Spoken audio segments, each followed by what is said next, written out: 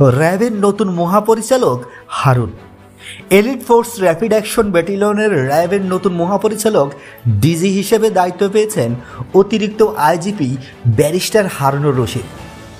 রাষ্ট্রপতির আদেশক্রমে বুধবার স্বরাষ্ট্র মন্ত্রণালয়ে এক প্রজ্ঞাপনে এ তথ্য জানানো হয়।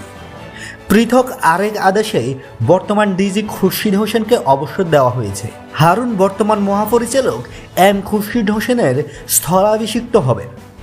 আগামী 5 জুন র্যাবের নতুন ডিজি হিসাবে দায়িত্ব নেবেন ব্যারিস্টার হারুন।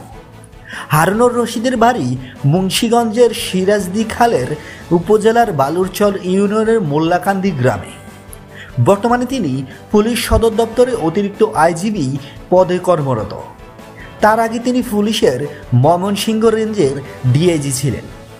1994 সালে ঢাকা বিশ্ববিদ্যালয় থেকে পরিসংখ্যান বিভাগ থেকে এসএসসি সম্পূর্ণ করেন হারুনুর রশিদ। 2009 সালে যুক্তরাজ্যের ইউনিভার্সিটি অফ লন্ডন থেকে এলএলবি এবং 2016 সালে ঢাকা বিশ্ববিদ্যালয় থেকে এমবিএ ডিগ্রি অর্জন করেন। ছোটবেলা থেকে অসম্ভব মেধাবী হারুনুর রশিদ। তার বাবা আহমেদ আলী ছিলেন ব্যবসায়ী। 7 ভাই বোনের মধ্যে হারুন ষষ্ঠ। বন্ধুরা, নিত্য নতুন এক্সক্লুসিভ খবরাখবর সবার আগে পেতে বাংলা নিউজরুম চ্যানেলটি সাবস্ক্রাইব করে পাশে থাকা বেল আইকনটি অন করে দেওয়ার অনুরোধ রইল।